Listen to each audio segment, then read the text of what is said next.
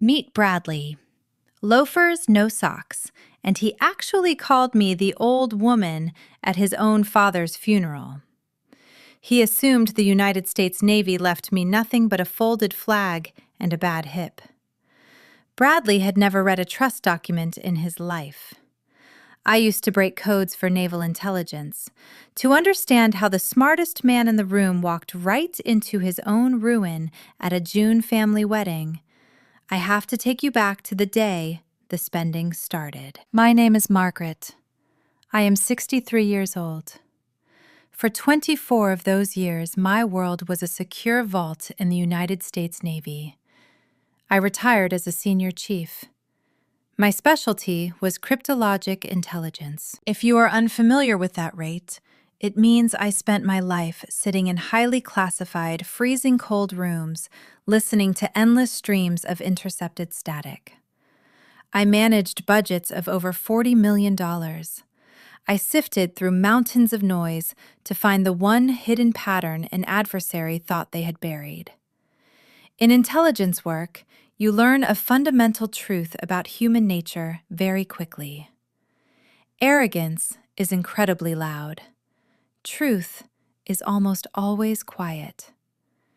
People who think they are the smartest in the room rarely check if anyone else is listening. They just assume everyone else is deaf. If you have ever had to sit quietly while someone completely underestimated you, tell me about it in the comments. We probably have a lot in common. When I retired, I gladly traded the windowless vaults for a house with tall glass doors overlooking the St. Johns River in Jacksonville, Florida. It is a good Navy town. It is also where I built a beautiful, quiet second act with my husband, David. David was a retired civil engineer. He was a steady, meticulous man who built structures designed to last. He respected precision. We found each other late in life, two people who had already fought our respective battles and simply wanted to enjoy the peace of a back porch, a morning cup of black coffee, and the Florida breeze. We had 11 wonderful years together. David brought one major complication to our marriage: his son. Bradley was 33 years old. He worked in something he vaguely described as wealth consulting, and he treated every room he entered like a hostile takeover he was destined to win. David loved his son, but David was a builder. He knew a weak foundation when he saw one. Bradley was a kite without a string. He floated from one expensive mistake to the next, always assuming someone else would quietly cover the deficit. His latest project was his own wedding. He was engaged to a woman he met in Miami, and they were scheduled to be married in June, just a few months away. Bradley had been heavily hinting that David should cover the massive $60,000 budget. David had quietly declined. Then, on a humid Tuesday in April, David suffered a massive heart attack. We lost him in a matter of hours. Losing the person you share your life with is a physical blow. It knocks the breath out of your lungs and leaves a ringing in your ears. In the military, they teach you how to operate through exhaustion. They teach you how to compartmentalize shock, facts over feelings. But there is no training manual for the absolute silence of an empty house. We buried David on a Thursday.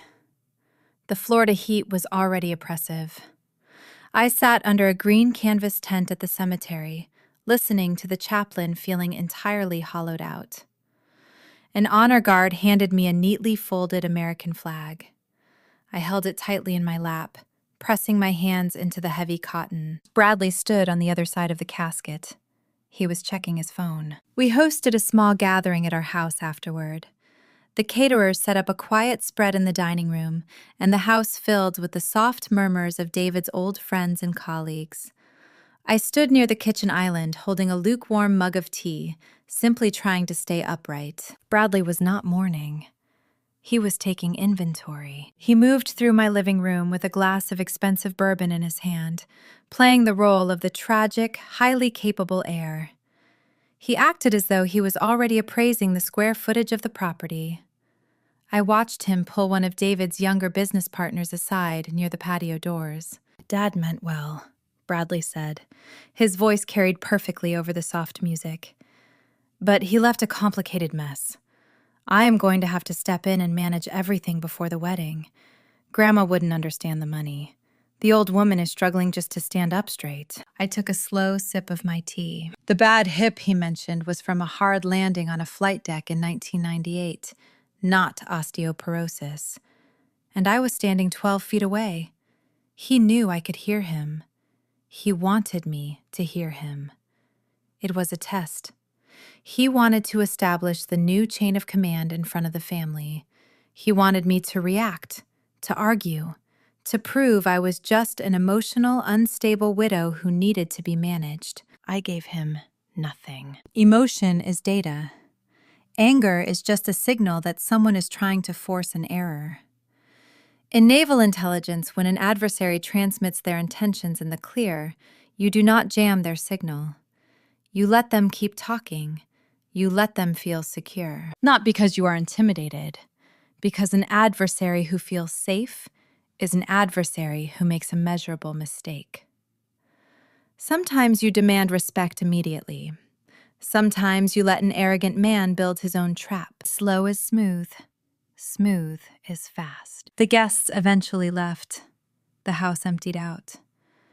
I placed the folded flag on the mantel, locked the heavy front doors, and went to bed. The next morning, the real campaign began. I woke up at 5 o'clock out of pure habit.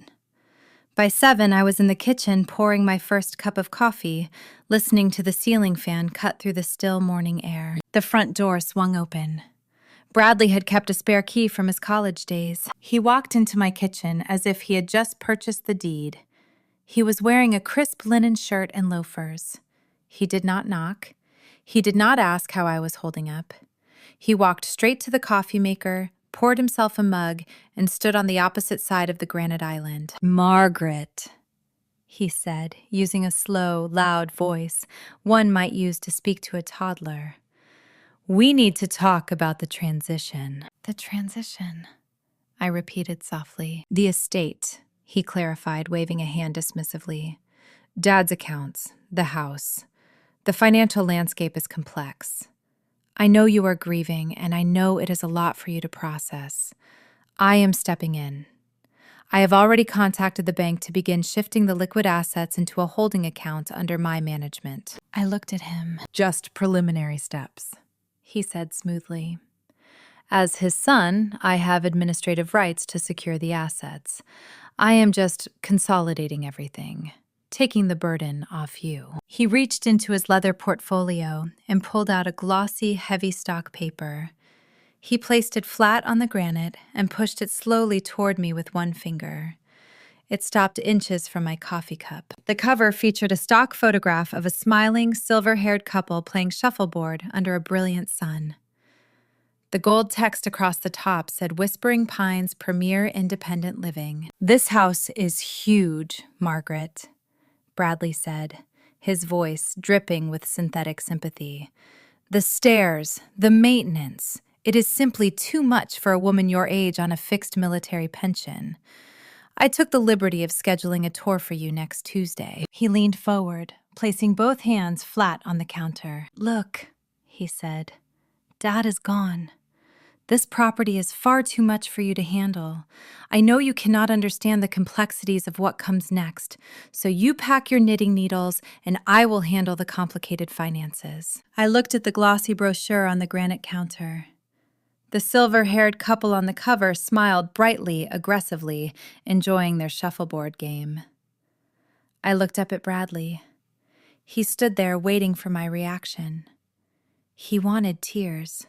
He wanted a frantic argument about how much I loved this house, effectively handing him the emotional high ground. In naval intelligence, when an adversary moves aggressively into your territory, you do not immediately fire upon their scout ships. If you react too early, you reveal your own defensive positions. You let them advance. You let them feel entirely confident in their strategy. I picked up the brochure. I did not throw it back at him. I folded it precisely in half and set it next to the coffee maker. "Next Tuesday," I said quietly. Bradley blinked. Compliance confused him. "Tuesday," he confirmed, recovering quickly. 2:00. "It is really for the best, Margaret. Dad left a very clear directive about how he wanted things handled. I have a meeting downtown. Do not worry about a thing." He set his mug down with a sharp click and walked out the front door, leaving it slightly ajar. He had planted his flag. In his mind, the house was already his. I walked over, shut the heavy door until the deadbolt clicked, and went up to David's home office. Bradley had made a fundamental tactical error. He told me exactly what he was doing. He told me he was moving assets. In my 24 years of service, I spent thousands of hours tracking the electronic signatures of adversarial vessels halfway across the globe. You do not just look at where a ship is right now, you look at its wake. You look at the logistics chain trailing behind it. Money leaves a wake just as clearly as a destroyer leaves a trail in the ocean. David was a meticulous civil engineer. He tracked every dollar. While our primary assets were secured elsewhere, David had maintained a few legacy checking accounts at a local community bank. They were older secondary accounts, holding mostly emergency funds. I booted up the computer and logged into the banking portal. The dashboard, usually a picture of stability, showed immediate, frantic movement. 3 days after his father's funeral, Bradley had initiated a series of rapid withdrawals. $8,000 here, $12,000 there. I clicked into the transaction history. Bradley was not consolidating assets for the estate. The payee names were a parade of luxury vendors, a boutique florist in Miami, an exclusive catering service, a massive authorization for a custom menswear tailor. He was moving incredibly fast, banking on the assumption that a grieving widow would not log in for weeks. But how was he bypassing the bank security? I dug deeper into the document trail. I found a scanned attachment linked to the initial withdrawal authorization at the local branch. I pulled it up on my screen. It was a generic power of attorney document. It was signed by David, granting Bradley limited administrative control over his financial affairs. It was dated 15 years ago. At that time, David had undergone a serious surgery. Before he went under anesthesia, he had his attorney draft a temporary power of attorney, naming Bradley as his agent, just in case something went wrong on the operating table. This was long before David and I ever met. The surgery was a success. David recovered perfectly. What Bradley failed to understand was that a standard power of attorney instantly terminates the absolute second the principal dies. It is a legal impossibility to use it after death. It becomes nothing more than a worthless piece of paper. But Bradley had walked into a sleepy, understaffed local bank branch, wearing a crisp suit and a confident smile. He had flashed that official-looking document. The junior teller at the desk had likely been too intimidated by his aggressive confidence to thoroughly verify the legal status of the paper post-mortem. He was using a dead document to rob his dead father's accounts. I sat back in my desk chair and let out a long breath. A lesser person would have called the bank immediately. I could have frozen the accounts right then. I could have called Bradley and screamed at him over the phone, but freezing a secondary account would only cause a minor delay in his plans. It would alert him that I was watching. He would pivot. He would find another angle. He would dig in and turn it into a protracted, ugly legal battle, claiming it was all a misunderstanding. He would paint me as the hysterical, vindictive stepmother trying to ruin his life. I did not want a minor delay. Not because I was afraid of an argument, but because an argument would give him a chance to retreat. I wanted a total collapse of his false narrative.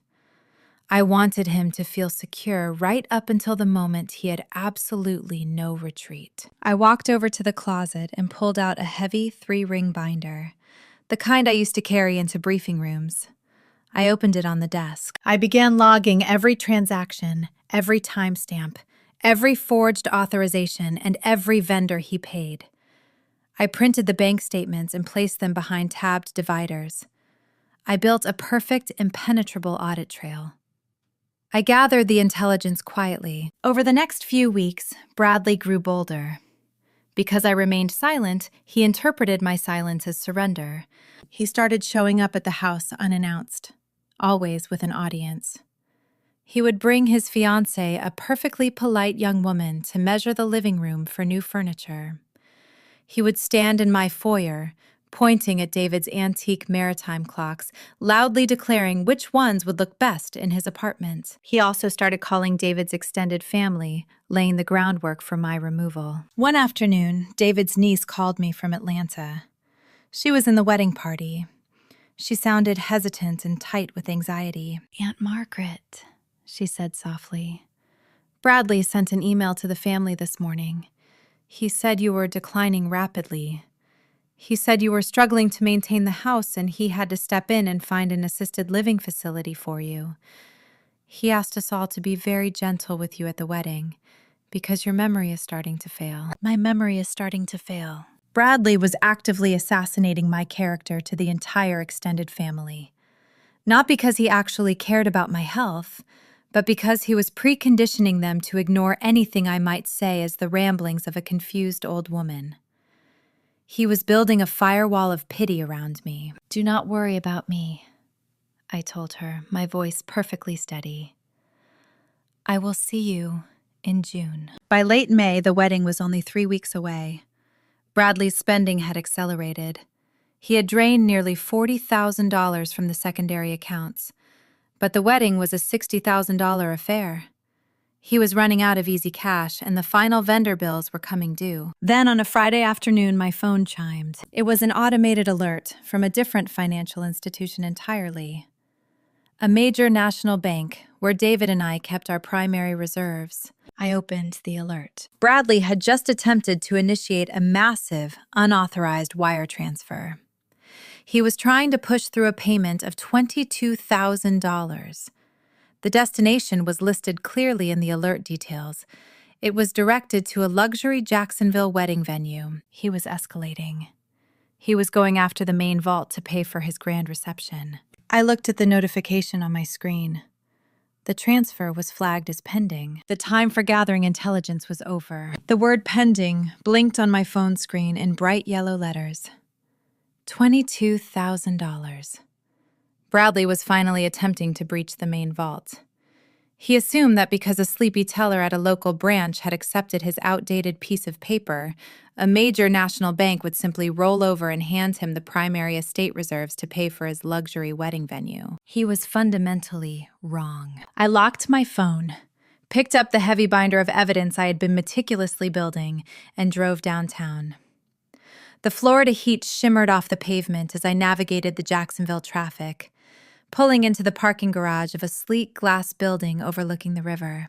I rode the elevator to the 14th floor and walked into the law offices of Arthur Mitchell. Arthur was a retired Marine Corps judge advocate and a senior partner in estate law. He had handled David's legal affairs for over a decade. He was a man who wore crisp suits, drank his coffee black, and possessed a deeply ingrained disgust for anyone who tried to weaponize legal documents for theft. Arthur stood up from his mahogany desk as I walked in. "Margaret," he said, his voice a steady, gravelly rumble. "How are you holding up?" "I am completely fine, Arthur," I said, taking a seat across from him. "But we have a tactical situation. I need you to look at this." I set the binder on his desk and opened it. I pushed the tabbed sections toward him. I did not offer a tearful narrative. I simply laid out the data. "Bradley has been bleeding the secondary checking accounts at the community bank," I stated, tapping the first tab. "He used a 15-year-old revoked medical power of attorney to bypass a junior teller. He has siphoned just over $40,000 so far to fund his Miami florists, his custom tailors, and his caterers." Arthur put on his reading glasses. He leaned forward, scanning the neatly highlighted transaction logs and the scanned copy of the outdated document. His jaw tightened. "And," I continued, sliding a printout of the bank alert across the desk, "he just escalated. 2 hours ago, he attempted to breach the primary reserves. He initiated a $22,000 wire transfer directly to his luxury wedding venue. It is currently flagged as pending. Arthur took off his glasses.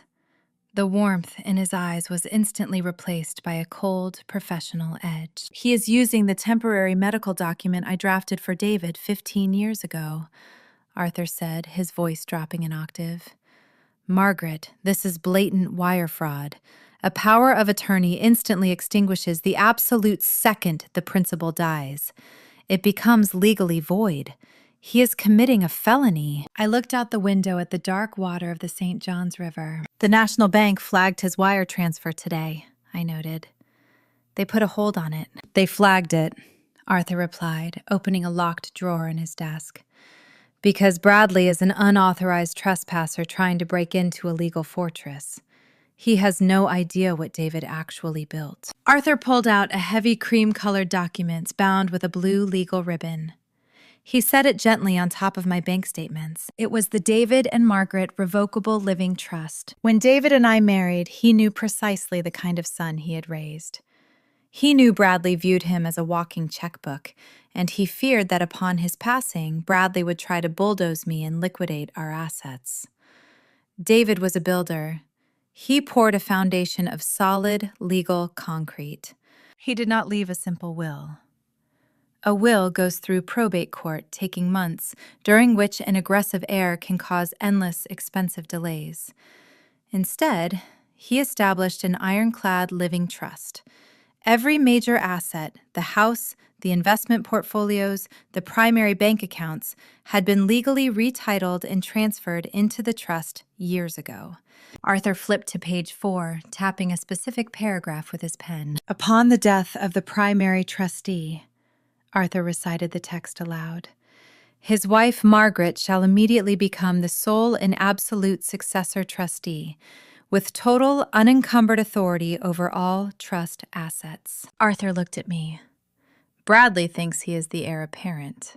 He thinks the money automatically defaulted to him. He does not realize he legally owns nothing. Every dollar in those primary accounts belongs to the federal trust entity, and you are the only person on earth with the legal authority to sign a check. The dramatic irony was almost palpable. Bradley had spent weeks telling the extended family that I was a doddering, confused old woman who needed to be packed away into an assisted living facility. He had strutted around my house, measuring the furniture, assuming I was too frail to understand the complex financial landscape. He had no idea I held the absolute legal power to ruin him. If you have ever held the winning hand while someone condescended to you, let me know in the comments. It requires a very specific kind of patience. Arthur shut the binder with a solid thud. He reached for his desk phone. Margaret, I am calling the bank right now to formally cancel that wire transfer and lock down every account, Arthur said, his tone commanding. Then I am calling the Jacksonville police. I can have a detective at Bradley's office before dinner. We will have him arrested for financial exploitation of the elderly and wire fraud. It was a clean, efficient option. I could end his campaign right there, but if I let Arthur call the police, Bradley would panic. He would hire a defense attorney and spin a narrative of victimhood. He would cry to his fiancée and the extended family that it was a simple misunderstanding. He would claim he was just a grieving son trying to manage complicated paperwork, and I had cruelly weaponized the law to destroy his wedding. He would muddy the waters and play the martyr. I did not want muddy waters. In intelligence work, a premature strike is a wasted strike. You do not expose your hand when the adversary is still in a position to retreat. You let them advance. You let them commit all their forces. You let them walk entirely into the open in front of every witness they ever wanted to impress. I reached out and gently rested my hand on the phone receiver, stopping Arthur before he could dial. No, Arthur, I said quietly. Do not call the police, and do not lock the accounts. Arthur stared at me, his hand hovering over the keypad. He was a former Marine. He understood defensive tactics, but this went against his every instinct. Margaret, he has stolen $40,000.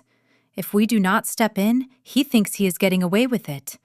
He thinks that wire is going to clear. It will eventually bounce, I replied, but let it sit in the bank's security review. Let him think it is just a routine delay. The wedding rehearsal is next week. And what happens next week? Arthur asked slowly, pulling his hand away from the phone. Bradley has invited the entire extended family, I explained. He has spent weeks preconditioning them to believe I am losing my mind. He wants to stand up at that rehearsal dinner and play the magnanimous patriarch who rescued his poor, helpless stepmother. He has planned a very public stage to cement his control. If we arrest him now in private, he becomes a victim. I took a slow breath, letting the strategy settle into the quiet room. Arthur looked at me, the aggressive instinct of a military lawyer warring with the strategic patience of a seasoned officer. He offered to freeze the accounts and call the police immediately. I declined, preferring to let Bradley build his own public trap right up until the wedding rehearsal. June arrived like a heavy, wet blanket draped over Jacksonville. The heat was thick enough to chew. It was the evening of the wedding rehearsal, and Bradley had rented the private dining room of an exclusive downtown steakhouse. It was exactly the stage he had spent 2 months carefully constructing. I arrived precisely at 7 o'clock, wearing a simple navy blue blazer that David had always loved. The room was already packed. There were about 50 guests. David's extended family had flown in from the Carolinas, Bradley's college fraternity brothers were clustered near the bar, and his fiancée's wealthy relatives had driven up from Miami. As I walked, and the ambient noise in the room noticeably dipped. Bradley had done his groundwork flawlessly. I watched the pity wash over the faces of David's cousins. They cast sympathetic, uncomfortable glances in my direction. To them, I was not Margaret, the retired Naval Intelligence Senior Chief. I was poor, fragile Margaret, who was tragically losing her grip on reality and desperately needed Bradley's strong, capable hand just to survive the week. A niece from Atlanta hurried over and gently grabbed my forearm, as if I might shatter into 1,000 pieces if she spoke too loudly. She was wearing a lovely floral dress and looked genuinely distressed. "Aunt Margaret," she whispered, her face pulled into a tight mask of concern. "Are you sure you should be here? Bradley said your doctors recommended complete rest. He said you have been having very confused days lately. We are all so worried about you." I looked at her hand on my arm. Emotion is data. In this case, the data told me Bradley's character assassination campaign was an absolute success. "I am perfectly lucid," I replied, gently sliding my arm away. "Thank you for asking." I found my assigned seat near the back of the room, far away from the head table. I sat down, smoothed my blazer, and watched the room. Bradley was across the floor, holding a glass of expensive bourbon, working the crowd like a politician on election night. He was wearing a custom-tailored suit that he had undoubtedly purchased with the stolen money from his father's secondary checking accounts. He laughed, loudly clapping men on the shoulder, exuding the total confidence of a man who believed he had successfully conquered an entire estate without firing a single shot. He made a point of stopping by my table twice before dinner was served. He crouched down slightly so we were at eye level, an incredibly condescending posture, and spoke in a slow, booming voice designed to carry to the adjacent tables. "Did you find your seat okay, Margaret?" he asked, patting my shoulder heavily. "Are you hungry? I know the menu might be a little complex for you to read. Just point to what you want and I will have a waiter bring it." I looked up at him. "I am managing the complex menu, Bradley. Thank you." He offered a sad, patronizing smile to a nearby aunt, as if to say, "See how difficult she can be?" Then he walked back to his fiancée, looking deeply satisfied. Dinner was served. The wine flowed. Waitstaff moved silently pouring expensive champagne and serving thick cuts of prime beef. But as the evening progressed, I noticed something shifting in Bradley's demeanor. He was checking his phone repeatedly. The confident swagger began to look a little brittle. I knew exactly why. That morning, Arthur Mitchell had called me with an update.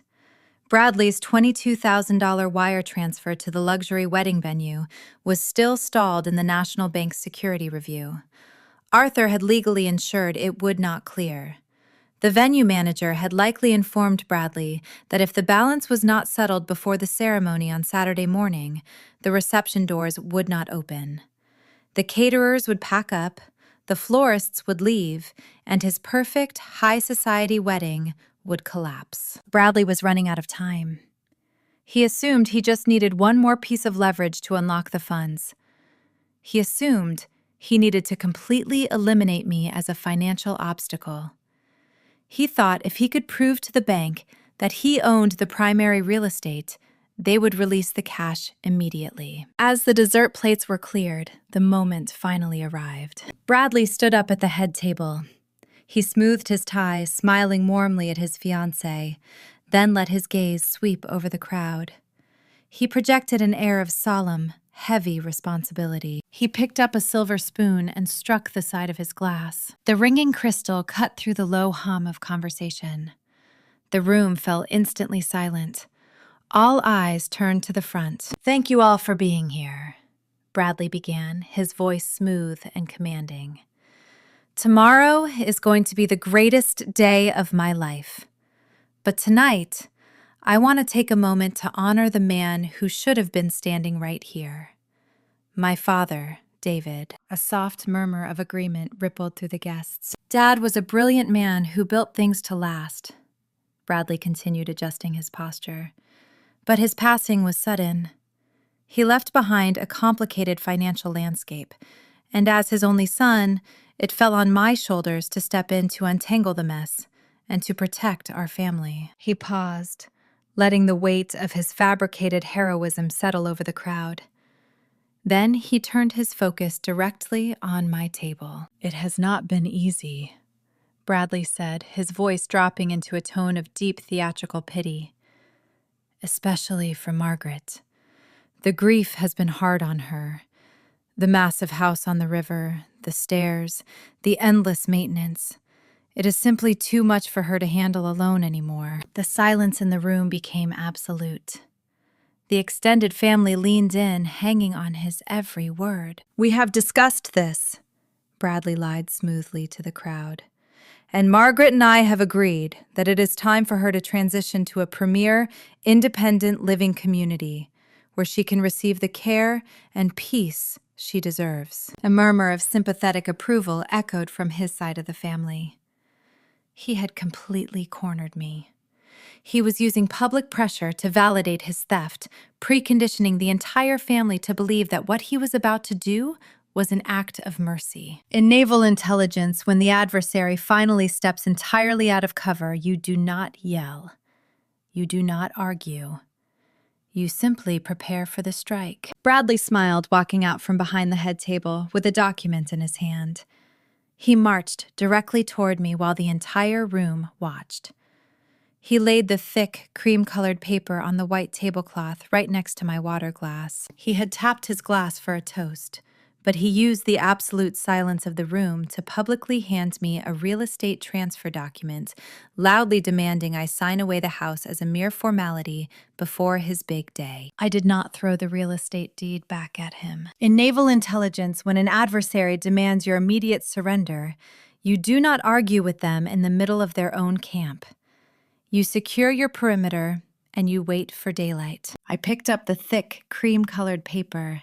I folded it precisely in half, and I slipped it into the pocket of my navy blue blazer. "I will read it over tonight, Bradley," I said softly, my voice calm over the absolute silence of the private dining room. "And I will give you my final answer tomorrow, at the reception." He beamed. It was the wide, victorious smile of a man who firmly believed he had just successfully bullied a terrified widow. He assumed I was simply trying to save face in front of his friends.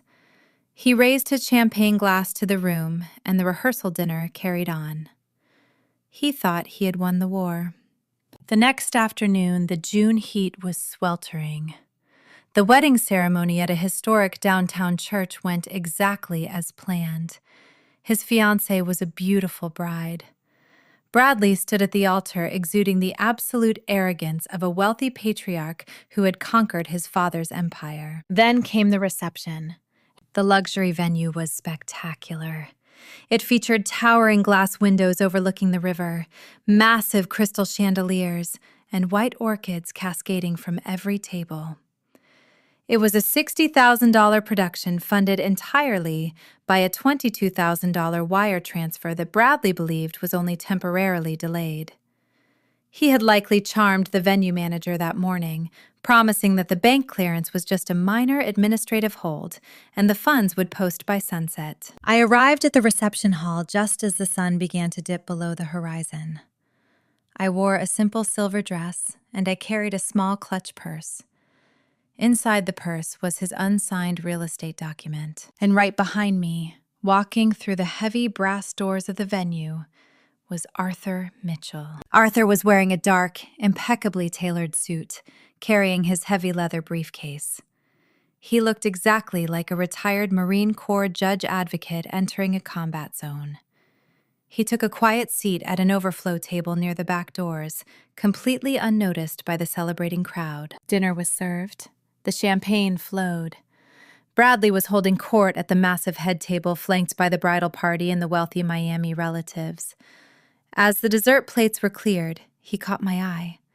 He gave a subtle, confident nod, then stood up and walked down from the dais, heading straight toward my table near the side wall. The pitying glances from David's extended family followed him.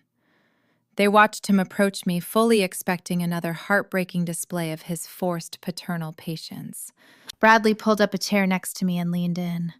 The smell of expensive scotch was heavy on his breath. "It was a beautiful ceremony, Margaret," he said, his voice dropping into a harsh, demanding whisper. "Now give me the signed deed.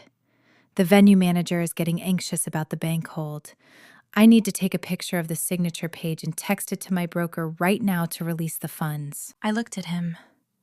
I did not reach into my purse. "I am not giving you the deed, Bradley," I said evenly, "because I did not sign it." His face hardened instantly. The fake smile vanished. "Margaret," he hissed, glancing nervously over his shoulder at the head table, "this is not a game. You are going to sign that paper right now, or I will have security escort you out of this building, and I will freeze every dime you have left. Do not make a scene at my wedding." "You cannot freeze my dimes, Bradley," I replied, keeping my voice conversational and entirely level. "Because you do not have any authority, and you never did." Bradley stood up sharply. His chair scraped loudly against the marble floor. The sound cut through the ambient noise of the reception. Several tables turned to look. "That is it!" Bradley shouted, completely losing his temper. He pointed a shaking finger at me, projecting his voice for the entire room to hear. "I am done being patient with you. My father left me in charge of this family. He gave me the power of attorney. You are entirely unstable, and you are trying to ruin my life." The music seemed to dip. The clatter of silverware stopped. 200 guests, including his new bride, turned in their chairs, watching the groom scream at an older woman. Before I could answer, a deep, gravelly voice thundered from the back of the room. "Your father left you absolutely nothing." Every head in the ballroom snapped toward the sound. Arthur Mitchell walked down the center aisle of the reception hall. The commanding presence of the retired military lawyer immediately altered the gravity of the room.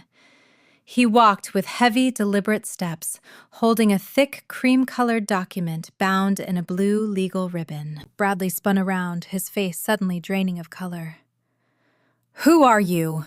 Get out of my reception!" Arthur ignored him completely.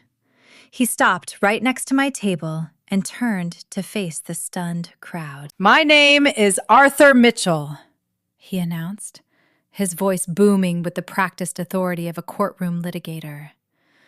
"I was David's legal counsel for over a decade, and I am here tonight in my official capacity as the attorney for his estate. I am the administrator, Bradley yelled, panic fracturing his voice. I have the medical power of attorney. You have a worthless piece of paper, Arthur fired back, his tone surgical and cold. A temporary medical proxy drafted 15 years ago for a minor surgery. A document that became instantly and irreversibly void the second your father's heart stopped. A collective gasp swept through the ballroom. The bride stood up, looking terrified. You used a dead, revoked document to bypass a junior teller at a local bank, Arthur stated loudly, exposing the truth to the entire extended family. You committed wire fraud to siphon $40,000 to pay for the flowers on these tables and the suit you are wearing. It is my inheritance, Bradley screamed, stepping backward, entirely unmoored. He left it to me. I am his son. Arthur slowly untied the blue ribbon. He held the document up high. David was an engineer. He built a legal fortress. Arthur declared the facts landing like hammer strikes in the quiet room. He established a fully funded, irrevocable living trust years ago. Every asset, the house, the primary bank reserves, the investment portfolios, is legally owned by the trust. Arthur lowered the document and looked directly at Bradley.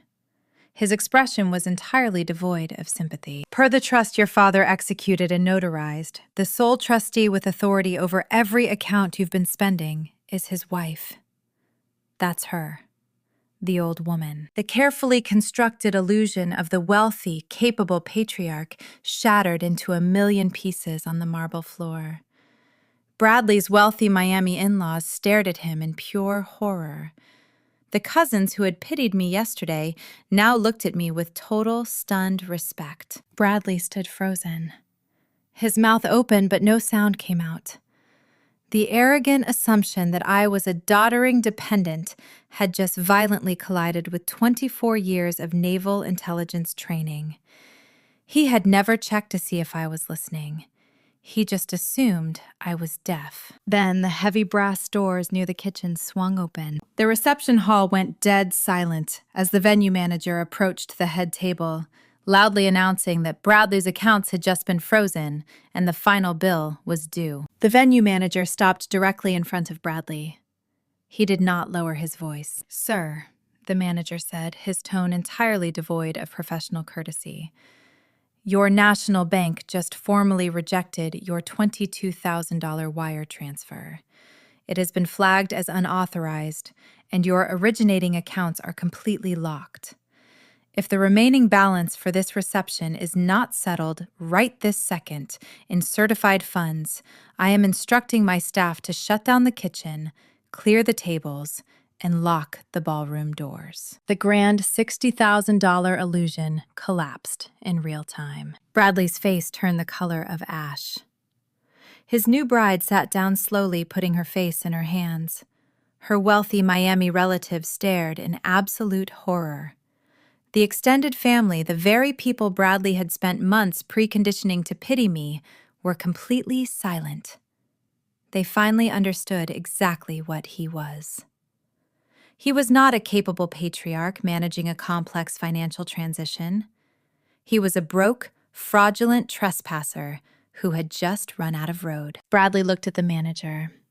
Then he slowly turned his head toward me. All the bluster, all the booming condescension was completely vaporized. He took a hesitant step toward my table. "Margaret," he whispered, his voice cracking with desperate panic. "Please." In military intelligence, when the adversary finally surrenders, you have a choice. You can annihilate them entirely, leaving nothing but a crater, or you can secure the perimeter and rebuild. I stood up. I smoothed my silver dress and picked up my small clutch purse. I looked at his terrified young bride. She was completely innocent in this crossfire. She had bought into his fabricated reality, and she did not deserve to have her wedding day end with a police raid and a locked ballroom. I looked at David's extended family, reeling from the realization that they had been manipulated and lied to for months. I did not want vengeance. Vengeance is just noise. I wanted order. David was a builder. He would have wanted the structure to hold even if the tenant was reckless. I opened my purse and pulled out my checkbook. Not a personal checkbook, but the heavy ledger for the David and Margaret Revocable Living Trust. I walked past Bradley and went directly to the venue manager. I wrote out a check for the exact remaining balance of the reception, signed it as the sole trustee, and handed it to him. "The bill is settled," I said quietly. "Keep the kitchen open. Let the family celebrate." The manager inspected the signature, nodded sharply, and walked back toward the kitchen. A collective, massive sigh of relief washed over the ballroom. The music slowly faded back in. The disaster had been averted. I turned back to Bradley. "The reception is paid for," I told him, keeping my voice low enough that only he and Arthur could hear. "But make absolutely no mistake. You stole $40,000 from the secondary accounts. Tomorrow morning, you will sit down with Arthur in his office. You will sign a legally binding promissory note to the trust backed by your own wages. You will repay every single dollar of that stolen money with standard interest." Bradley swallowed hard, staring at the floor. He offered a tiny, almost imperceptible nod. He had absolutely no leverage left. "If you miss a single payment," I finished, my voice cold as steel, "Arthur will take the meticulously documented audit trail of your wire fraud directly to the district attorney, and you will not go to a retirement community. You will go to federal prison." He nodded again, a broken man. I turned my attention to the bride. She looked entirely overwhelmed, her hands trembling in her lap. "Arthur will be sending you a secondary document on Monday morning," I told her gently. "I am setting up a separate, smaller trust fund specifically in your name to help you build a future. It is entirely walled off from Bradley's control. David was a builder. He would have wanted his new daughter-in-law to have a solid financial foundation, regardless of his son's massive structural failures." The bride's eyes filled with tears. She nodded, completely speechless. I snapped my purse shut. I gave Arthur Mitchell a small nod of profound gratitude, and I walked out of the ballroom. I did not look back. I did not need to see Bradley shrink away to know the engagement was permanently won. Over the next few months, the dust settled quietly. Bradley signed the promissory note. He took a second job to make the aggressive monthly payments back into the trust, terrified of Arthur's promised legal strike. The public humiliation at the wedding severely damaged his standing with his wealthy new in-laws, but the marriage, surprisingly, survived. Perhaps the public reckoning was exactly the structural failure he needed to finally stop drifting and start building a real foundation. His wife took absolute control of their household finances, and Bradley never attempted to challenge the trust again. As for me, I kept the house on the river. I enjoy my morning coffee on the back porch, watching the deep water move. The extended family calls often now. Their previous pity has been entirely replaced by a very cautious, very genuine respect. The nieces from Atlanta visit regularly, and we rebuilt those ties on honesty. I secured the trust, I managed the logistics, and I kept the peace. Sometimes people will look at you and see exactly what they want to see. They will see gray hair, a quiet demeanor, or a perceived weakness, and they will assume you are an easy target.